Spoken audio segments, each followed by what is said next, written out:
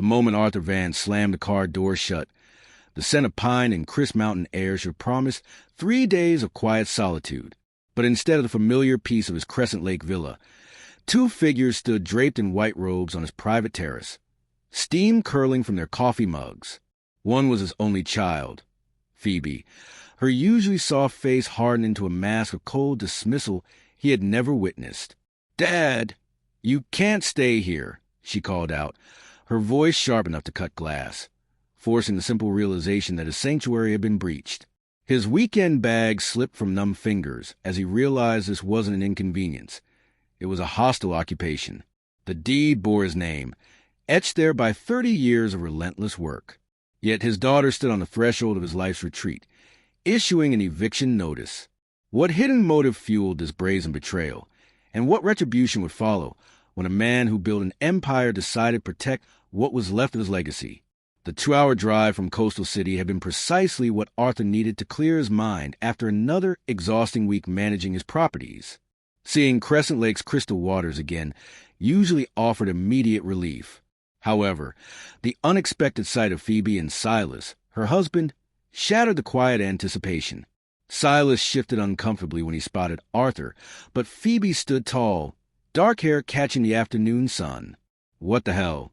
Arthur muttered, the question escaping before he could process the scene. This was his villa. Every tile and fixture chosen years ago with Clara. "You can't stay here," Phoebe repeated, folding her arms. "Silas and I are planning a romantic weekend." Arthur blinked, certain he had misheard the absurd statement. "Phoebe, this is my villa," he started, the obvious fact trailing off because it felt ridiculous to state. "I don't care," she stated, placing her mug down with a jarring clink. "We were here first, and we're not leaving." Silas mumbled something inaudible, but Phoebe waved him off with an angry jerk. "Honey, I drove 2 hours," Arthur pleaded, taking a tentative step toward the front door. He just wanted to spend the weekend. "Get out of here and don't bother us." Phoebe's voice rose to a shout. "You're just in the way anyway." The words, "in the way," struck him like a physical blow. This was his sanctuary, the place where he and Clara had planned to grow old together, where he came to feel close to her memory. He stared at his only child, 28 years old, glaring at him from the terrace of his own home, ordering him off his property like an unwanted stranger. He heard Clara's voice whisper in his memory, "Be patient with her, Arthur. She's still processing the grief. Give her time." 3 years he'd given her. 3 years of patience, understanding, and bending backward to accommodate her demands. "Fine," he said, the word tasting like ash. "Fine, I'll go." He bent to pick up his bag, his knees creaking.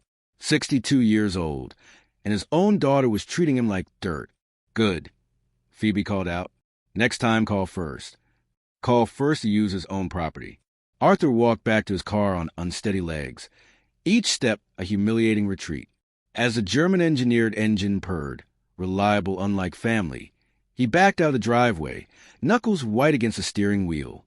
In the rear-view mirror, Phoebe raised her coffee mug in what he interpreted as a final goodbye. The road back to Coastal City stretched ahead, long and empty. Monday evening found Arthur in his study, nursing lukewarm coffee. 3 days had passed since Friday's humiliation. He had jumped every time the phone rang, expecting an explanation, but Sunday brought the painful realization that he was always too quick to surrender. The phone's shrill ring cut through his thoughts. "Dad." Phoebe's voice was cold and businesslike, devoid of the warmth he desperately hoped for. "Listen carefully. Silas and I have decided the villa now belongs to his parents, Victor and Helen Miller." His coffee mug froze halfway to his lips. "What, Phoebe? What are you talking about?" "It's their home now," she said, her words dropping like stones. "You're forbidden from going there anymore." Arthur sat forward in his creaking leather chair. "Phoebe, have you lost your mind? You can't just take my property." "Actually, I can and I am," she retorted, her voice hardening to a blade's edge. "You hardly use it anyway, and they desperately need proper housing."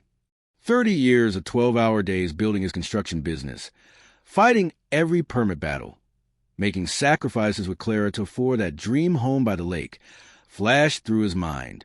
It's my villa, he exploded. I worked 3 decades to buy that place. Phoebe laughed without humor. You're being ridiculously selfish after everything we've done for you since Mom died. Something snapped. Everything you've done for me? Arthur's voice matched hers. I paid for your wedding, your car, your college loans, that fancy apartment deposit. That's what fathers do. She cut him off. Besides, you're old and alone now. What do you possibly need with such a big villa? The phrase old and alone was intended as a physical blow, but instead of crumpling, Arthur felt a resolve harden inside his chest. Clara's gentle voice, once advising patience, had never encountered such calculated cruelty. Those are Silas's parents. Phoebe, complete strangers to me, he stated. They're family now, and unlike you, they'll actually appreciate what they're getting. Arthur's grip tightened on the phone until his knuckles went white. Silence stretched between them. No, he finally said, the steadiness in his voice surprising even himself. The answer is no. You can't say no to me. That villa is wasted on you anyway. Her composure cracked. Silas's parents have been struggling financially, and you're just hoarding property you barely visit. The irony burned. He had been visiting more frequently since Clara's death, seeking comfort there. They can find their own housing solutions, he said. I can't believe how selfish you become. Mom would be ashamed of you. Phoebe cried, crossing every line. Your mother would be horrified by what you become, Arthur said quietly. He hung up, the first time he had done so in 3 years. His heart hammered against his ribs. The evening traffic hummed outside, but inside his study, everything had changed. Sleep remained elusive. Arthur sat in his chair, replaying the outrageous demand. By morning, something fundamental had shifted, charged with possibility. Tuesday brought clarity.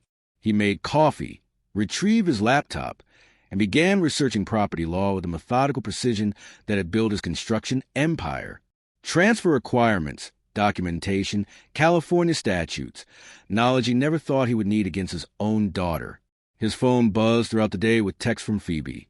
We need to talk about yesterday. Don't be stubborn about this. Victor and Helen are coming to see the villa this weekend. He deleted each message without response. Wednesday morning, Arthur drove downtown to his attorney, Julian Rios. Julian, a sharp mind wrapped in diplomatic courtesy, had handled his business for 15 years. Good to see you, Arthur. How can I help? Julian asked. I need to discuss property protection strategies, Arthur said, settling into the client chair. Residential, the Crescent Lake Villa. He paused. Someone is attempting to claim ownership rights they don't possess. Julian raised an eyebrow. Family member? Yes. Julian nodded, his expression serious. That complicates things. Family disputes get messy quickly. What are my options? First, we ensure your ownership documentation is ironclad. Second, we can establish protective measures, trusts, LLC structures, whatever makes sense, Julian explained.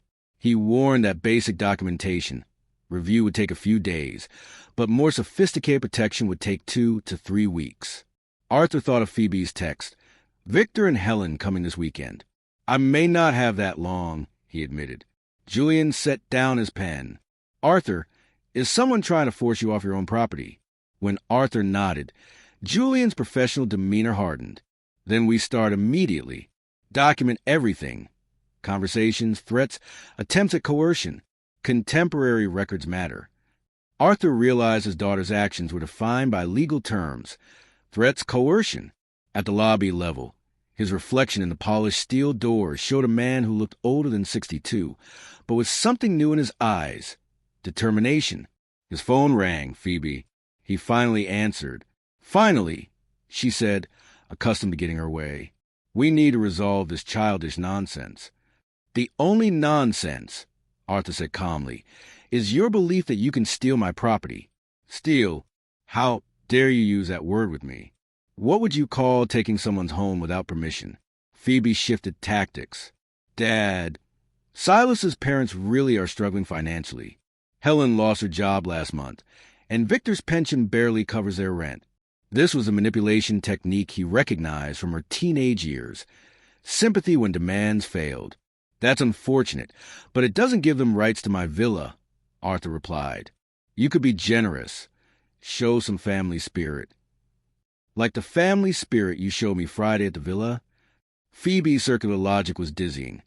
We were surprised to see you there at my own property. You should have called first. Phoebe, I'm not giving anyone my villa. That's final. Fine. Her voice cracked like a whip. But Silas's parents are still coming to look at it this Saturday. They've already made travel arrangements. The line went dead. Arthur stood by his car, listening to the mechanical hum of the dial tone. Saturday was 4 days away. In his study, the forgotten coffee had gone cold. Arthur finally connected the dots. Phoebe's wedding check for $15,000, the $25,000 brand-new SUV for Silas, the casual way she accepted significant sacrifices like she was visiting an ATM. Clara's whisper patience had morphed into calculated exploitation. He realized he had chosen temporary peace over lasting respect. He'd paid nearly $40,000 for her graduate school, even when she switched majors, training her to see him as a resource. Now, Victor and Helen Miller would arrive in 4 days, probably with measuring tape and furniture catalogs, expecting to claim his life's work. He picked up Clara's photograph, studying her smile. She had been the disciplinarian. "What would you want me to do?" he asked the image quietly. The answer came immediately, resolute. Stop being a victim. Arthur spent the night counting days. He analyzed the problem like a construction contract, identifying the critical path. Phoebe had made a tactical error by giving him an exact deadline. Rule 1, never negotiate from desperation. Rule 2, information advantage wins. Phoebe thought she knew the grieving widower. She had no idea about Julian Rios. Rule 3, timing determines everything. 6 days was plenty of time to prepare something elegant. He recalled Frank Morrison, the developer who tried to muscle him out of a Harbor District project, using intimidation tactics. Arthur had let Morrison think his strategies were working while quietly securing crucial contracts. The parallel was perfect. Phoebe thought she was pressuring him into surrender, but she was giving him time to build the perfect trap. Another text buzzed. Dad, Silas's parents found a moving company for Sunday. Please don't make this harder than it needs to be. The presumption was breathtaking. Movers arranged for his property. Arthur deleted the message. He needed resources, a timeline, and a desired outcome. Resources, financial assets, legal representation, and one crucial advantage Phoebe didn't know about, his neighbor, Ethan Cole's technical expertise. Timeline, 6 days for implementation, Sunday execution. Desired outcome, complete reversal of Phoebe's power position, ensuring she understood the consequences of treating him like a victim. At 1:23 a.m., he finally smiled in the darkness. Clara used to say he had a ruthless streak that emerged when someone pushed him too far. Phoebe was about to get a masterclass. Tuesday morning, Arthur walked over to Ethan Cole's house at 9 o'clock. Ethan, wearing faded jeans and a startup t-shirt, had the slightly unfocused look of someone who'd been staring at Cole for hours. "Fred, everything okay?" Ethan asked, gesturing him into his office. "I need your help with a creative technical project," Arthur said. "Home automation? Motion sensors? Lighting effects?" Ethan asked, his eyebrows lifting with immediate interest. "A surprise for some unexpected guests," Arthur confirmed. "A haunted house setup? Smart home integration with theatrical elements."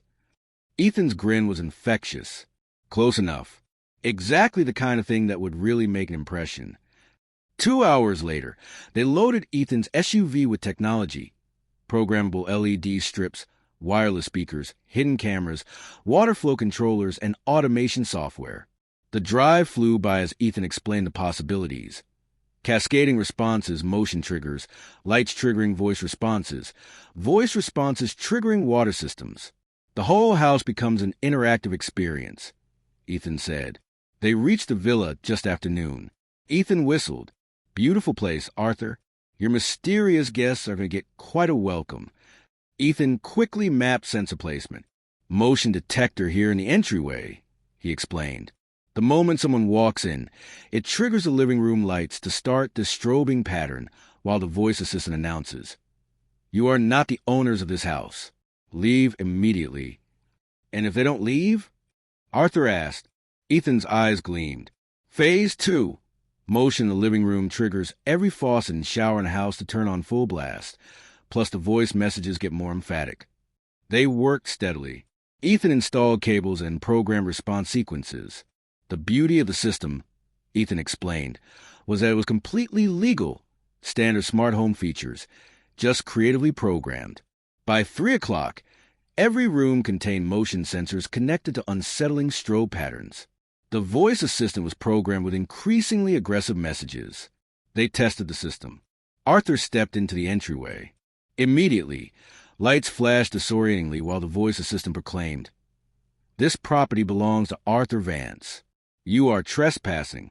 Leave now." 30 seconds of continued motion, and every light in the house strobed, the voice changing to, "Warning! Security system activated. Authorities have been notified. Vacate immediately." The sound of rushing water echoed from the kitchen and bathrooms as faucets turned on automatically. Brilliant, Arthur declared. The system had battery backup and was controlled remotely through Arthur's phone. Ethan's curiosity got the better of him. So, when exactly are these mysterious guests arriving? Sunday morning, Arthur replied. Let's just say they're planning to make themselves very comfortable in my home. Wednesday morning, Ethan returned with more equipment, a compact projector and speaker array. He had spent the night dreaming up improvements. What if they try to shut off the main power? Ethan asked. Industrial batteries hidden in the basement, he announced, his grin infectious. Plus, I brought projector for wall effects, dancing shadows, moving figures. This is going to be legendary. The drive was quick as Ethan outlined enhancements, motion trigger projections of ghostly silhouettes, sound systems that would whisper from hidden speakers, and backup power supplies. Your mysterious guests, Ethan told Arthur, are going to think they've walked into a haunted house movie. They worked intensely.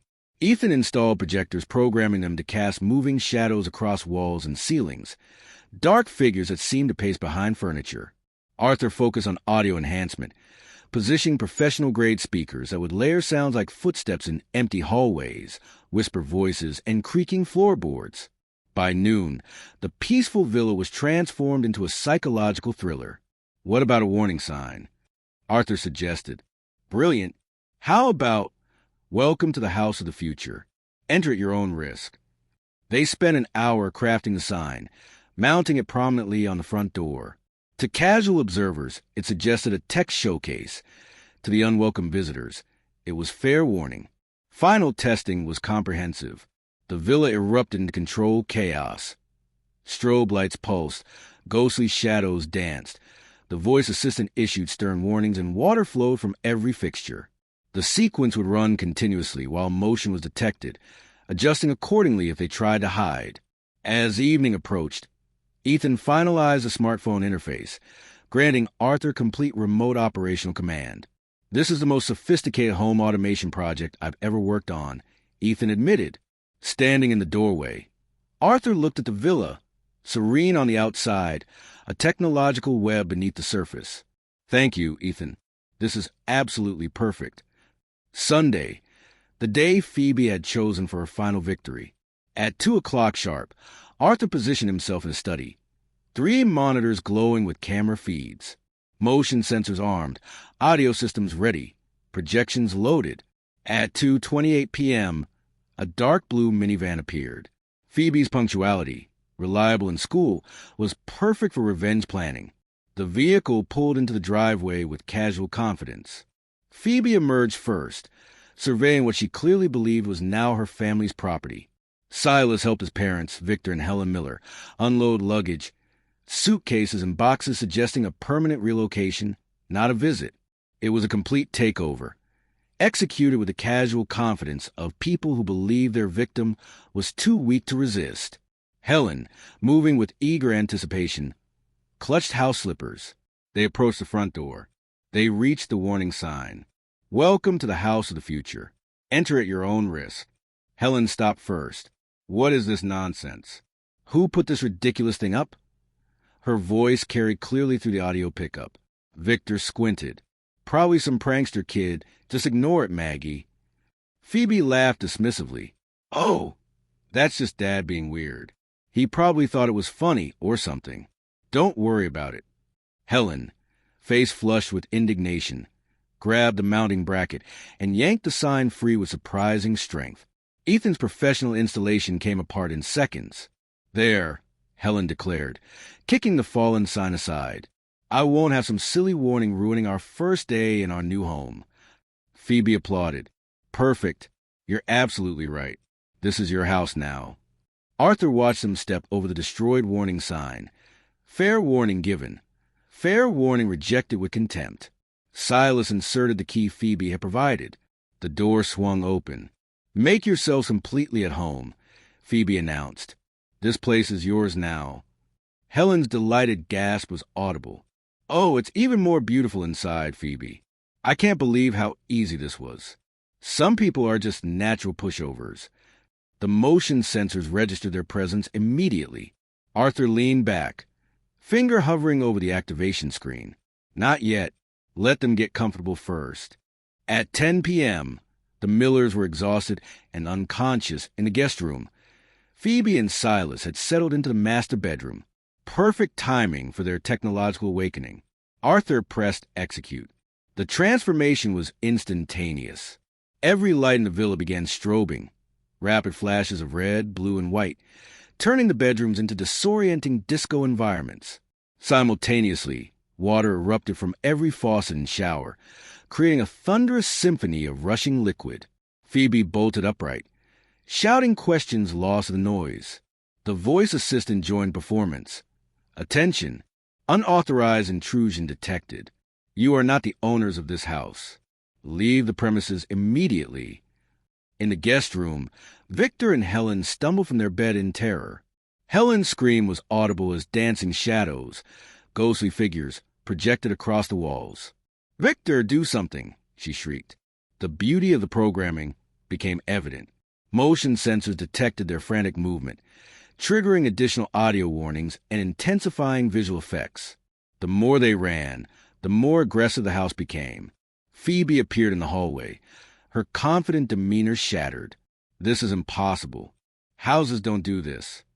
Silas stumbled behind her, trying to reach the main electrical panel. Where's the breaker box? We need to shut this off. But Ethan's backup systems were flawless, maintaining operation for days. Warning, security protocols activated. Unauthorized occupants will be removed. The voice assistant boomed. Helen appeared in the living room, face twisted with terror, as shadows danced around her. This place is haunted. We have to leave. The door-locking sequence activated just as Silas reached the front entrance, creating claustrophobic panic. Silas frantically yanked the handle. The doors won't open. What kind of system is this? Arthur watched through his monitors as 4 confident invaders were reduced to terrified, confused victims of technology. Victor collapsed into a chair, pale in the flashing lights. Exactly 6 hours after activation, the automated sequence reached its crescendo. Phoebe stood in the center of the living room, turning in circles as shadows danced and water rushed from unseen sources. The confident woman who had ordered him off his property looked like a lost child in a technological nightmare. Dawn light filtered through the windows as the door locks finally disengaged. All 4 stumbled toward the exit in complete psychological defeat. The phone rang at 7:30. Phoebe's name glowed on the display. Arthur answered with carefully measured concern. Phoebe, good morning, sweetheart. How was your night at the villa? What did you do, you sick, twisted old man? Her voice was hysterical and exhausted. Helen and Victor are traumatized. They're barely coherent. Arthur adjusted his tone. Phoebe, what are you talking about? What happened up there? The house went completely insane. Lights flashing everywhere. Water pouring from every faucet. Voices screaming at us to leave. That sounds absolutely terrifying, Arthur replied, allowing genuine concern to creep in. He asked if they called the police. We called the police, she cracked. They came out at 6 this morning, searched everything, found nothing wrong. They said it was probably just some kind of technical malfunction. Perfect. The beauty of smart home technology. Completely legal, utterly deniable. Well, that's a relief, Arthur said reasonably. At least you know there wasn't any real danger. Real danger? We didn't sleep for 8 hours. Victor collapsed twice. Helen won't stop crying. I'm so sorry you had such a frightening experience, Arthur sympathized. These modern electronic systems can be very unpredictable. Stop mocking us. This wasn't some random malfunction, and we both know it. Arthur paused, then added with calibrated innocence. Maybe the house just doesn't like strangers staying there. Phoebe grappled with the impossibility of proving her suspicions. The police said everything appeared to be functioning normally when they arrived. There you go. Must have been a power surge or something. Arthur offered. A power surge that lasted 8 hours? That created voices and moving shadows. Phoebe, are you sure you didn't imagine some of these things? Stress can cause hallucinations. You know, the symmetry was deeply satisfying. For 3 years, he had been the one begging for understanding. We're never coming back, she declared, trying to inject strength into her shaking voice. Never. The villa is yours. We don't want anything to do with that cursed place. That's probably wise, Arthur agreed mildly. Sometimes houses develop personalities, especially when they feel their boundaries have been violated. I underestimated you, she said, her voice hollow with defeat. You underestimated a lot of things, Phoebe, he replied. I hope the experience was educational. The line went dead. Tuesday morning brought confirmation. Through the camera system, Arthur watched Silas's rental truck pull into the driveway at 10 o'clock sharp, loaded with locksmith equipment. From Coastal City, Arthur observed him approach the front door. The locksmith Silas hired looked skeptical. Within 30 minutes, both men stood scratching their heads. These aren't regular locks, sir, the locksmith's voice carried clearly. They're integrated smart home systems, biometric scanners, wireless connectivity, backup power supplies. Silas's face darkened. Can't you just replace them anyway? Not without reprogramming the entire security network. That's way beyond my scope, the locksmith said, packing his tools. Silas stood alone, his shoulders sagging with tactical defeat. At 8 p.m., car doors slammed in Arthur's driveway. Phoebe and Silas approached his front door with aggressive posture. Open up. We need to talk. Phoebe's knock rattled the doorframe. Arthur opened the door calmly. Good evening. How was your day? Cut the innocent act. Phoebe pushed past him. Silas couldn't change the locks because you've turned the villa into some kind of high-tech fortress. Smart home security is becoming quite popular, Arthur observed mildly. Silas stepped closer, trying to use intimidation. Either you stop this ridiculous game and give us the villa, or forget you have a daughter. Is that supposed to be a threat or a promise? Arthur asked. We'll find a way to prove your guilt in court. We'll sue you for harassment, for emotional distress, for everything. Phoebe's eyes blazed. Based on what evidence? A police report that found no illegal activity. Silas tried a different angle. Look, Arthur, be reasonable. You're old and alone. What do you really need with such a big villa?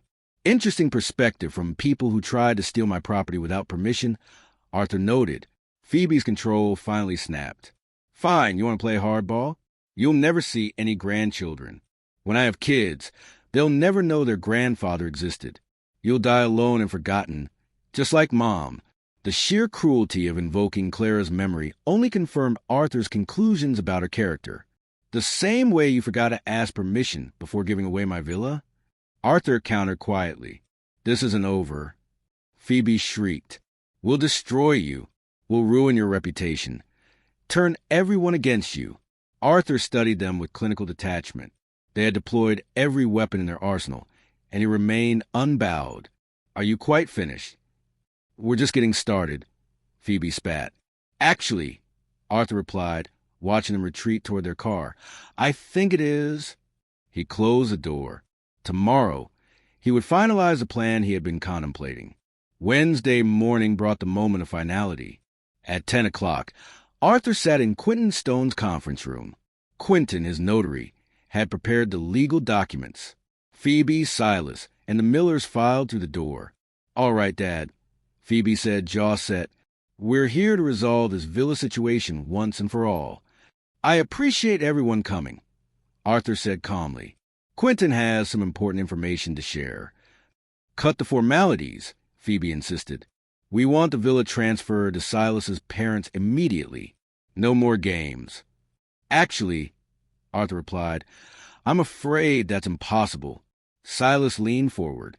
"Nothing's impossible if you just sign the papers." "You misunderstand," Arthur said, gesturing to Quentin, who cleared his throat.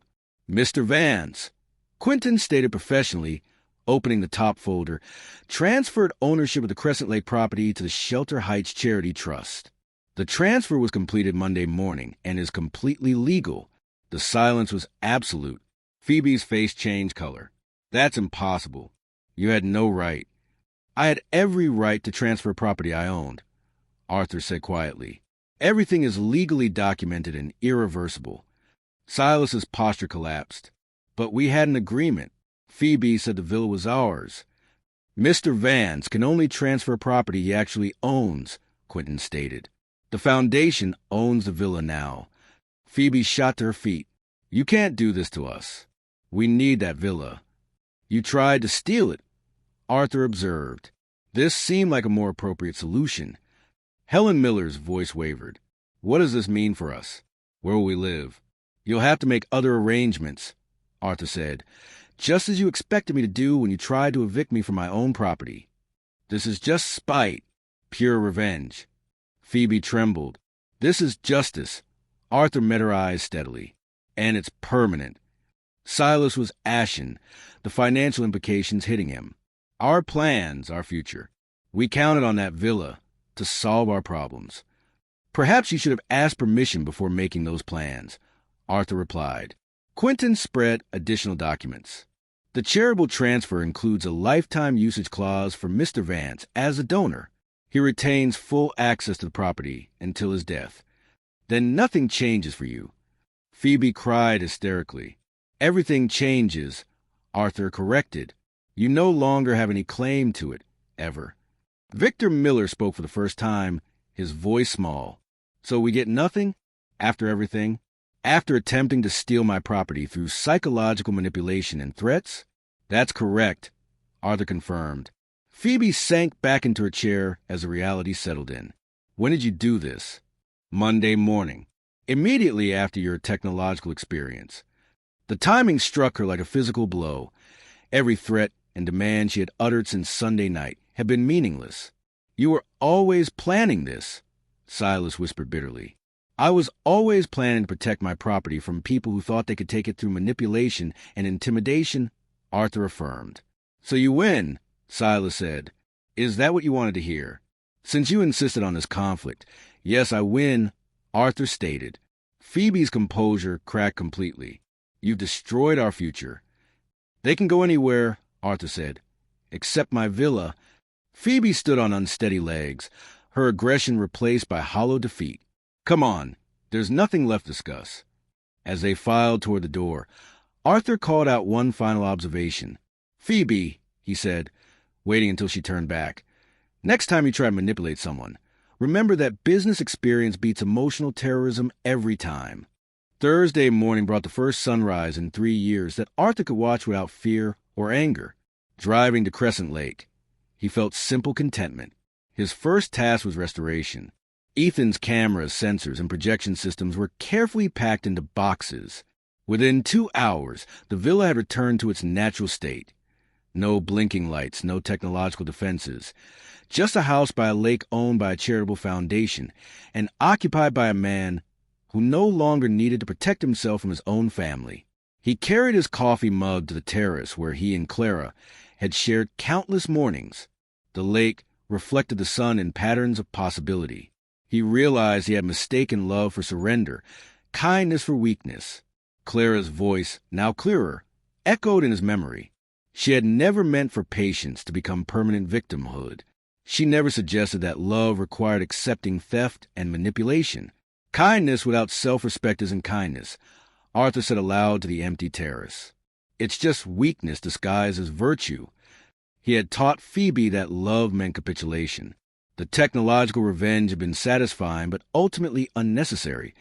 The real victory was simpler. Learning to say no, learning that protecting himself was health, not cruelty. His phone had been silent for 24 hours. They had finally understood.